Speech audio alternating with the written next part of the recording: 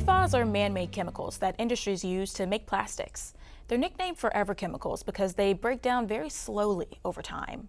The Water Collaborative explains their investigation into how much are in our water. In Louisiana, the New Orleans area, the river parishes, a lot of people are worried about the air quality, but nobody really pays attention to what's going on in the water, even though it's around all of us. What is going on?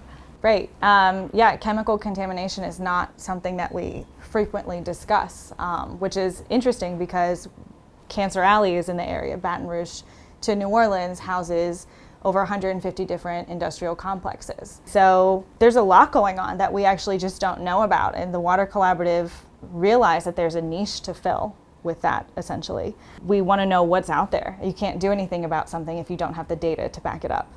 And so that's really what we wanted to discuss. Right now, nationally, PFAS is a large conversation. PFAS stands for per and polyfluoroalkyl substances. It's a group of over 9,000 different man-made chemical compounds. It's incredibly pervasive at this point, and there's essentially no regulation around it currently. And we don't really know what the public health risks are fully. So it's a big deal, and it's something that the EPA is interested in looking at, and so we wanted to be a part of that conversation and just kind of see, is it happening in southeastern Louisiana? Are we experiencing PFAS in the water systems, and was that going to potentially affect people's drinking water? And the short answer is yes. With this stuff, I know you just said that you don't really know what the health risks are, but what's the concern? There's some data and research out there that links it to being potentially carcinogenic, and we are dealing with Cancer Alley right now. And so it was something that we really wanted to look at and add to that conversation around. I think in particular, bladder and kidney cancers in particular are linked with PFAS. So where are you finding it? What water sources? We did a study on the Mississippi River specifically right now. From about Ascension Parish down, they get their drinking water from the Mississippi River directly. And so we wanted to know, is it in the river system? This is not something that can be filtered out through current filtration systems and treatment plants. And so we wanted to see, is it in there, and is it potentially getting into people's tap water?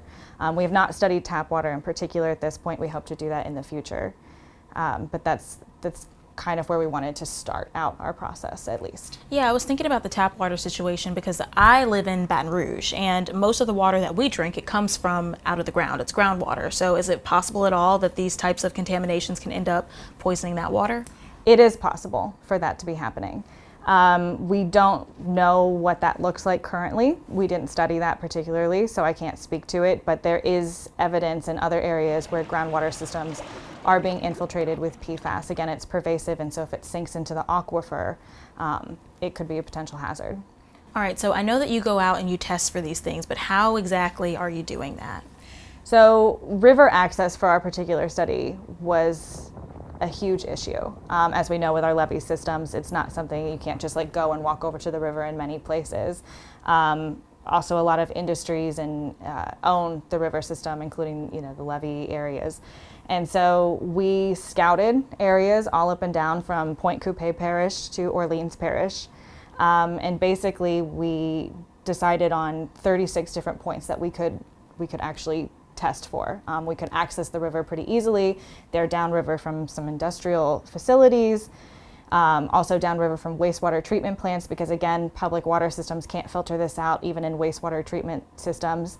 PFAS is something that's found in a lot of products, household products, but particularly things such as Teflon and nonstick cookware.